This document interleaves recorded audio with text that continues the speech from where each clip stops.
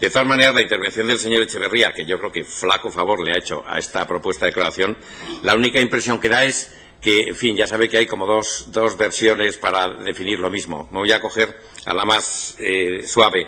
Lo de, ¿cree el fraile que todos son de su aire? Esa es la pregunta que yo le haría a usted. Porque, claro, ¿qué ocurre? Usted sabe que estos dos temas, uno lo dejaron casi atado y bien atado, que era el tema del PSIS de Salesianos. El PSIS de Salesianos se culminó una semana antes de las elecciones de mayo, que dio origen al mandato tanto del Parlamento de Navarra como de los ayuntamientos. Cosa que, en fin, fue un poco llamativa, porque además se firmó una especie de contrato, de precontrato, de compraventa o de compromiso de compraventa una semana antes de las elecciones, para que quedase, digamos, en la cual se establecían además los repartos de beneficios, plusvalías, etcétera. Es decir, se hizo una operación un poco, por lo menos, discutible. Un PSIS y un plan especial que también se aprobó a uña de caballo en las últimas semanas del mandato anterior y que todos recordamos, el plan especial requería la conformidad del Ayuntamiento de Pamplona, se otorgó así, nosotros en aquel momento votamos en contra, pero ya no había vuelta de hoja, luego, por lo tanto, el Ayuntamiento no tiene ninguna posibilidad de actuar en relación con el PSIS de Salesianos, salvo la licencia de parcelación, que lógicamente, como ha dicho el señor Aburré, es un acto reglado y habrá que darla si reúne las condiciones. Si no reúne las condiciones, tendrá que ser por razones jurídicas, porque desde luego a nadie se le ocurre otro tipo de comportamiento por parte del Ayuntamiento, porque ya digo que es una obligación derivada tanto del PSIS como del plan especial.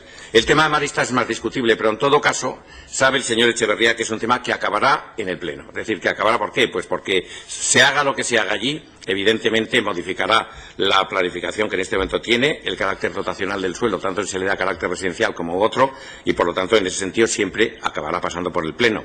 Lo que ocurre es que efectivamente se está a expensas de una iniciativa que en su momento fue una iniciativa particular de los maristas, que instaron un procedimiento ante el Ayuntamiento de modificación de la dotación y, desde luego, a nosotros en aquel momento, y ya lo dijimos, que independientemente de las características de la propuesta que habían hecho, lo que sí nos parecía muy interesante era la aportación a hacer viviendas de VPOs en el centro de Pamplona, porque entendíamos que puede ser una buena fórmula para, de alguna manera, inyectar, por así decirlo, o rejuvenecer el segundo ensanche, que presenta un grave problema de envejecimiento en todos los sentidos.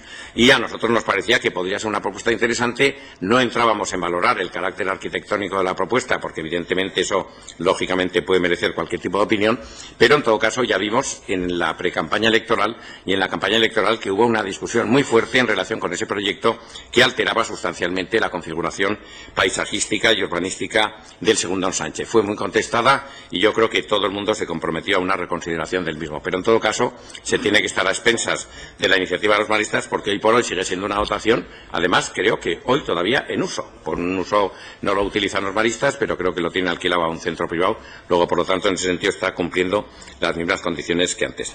Y en todo caso a nosotros sí nos parece que hay determinado tipo de decisiones que son importantes desde el punto de vista urbanístico para la ciudad y que siempre hemos defendido que deberían de tener una mayoría muy cualificada por parte del Ayuntamiento. ¿Por qué? Porque estamos haciendo una ciudad, no un equipo gobierno contra la oposición, sino estamos haciendo una ciudad para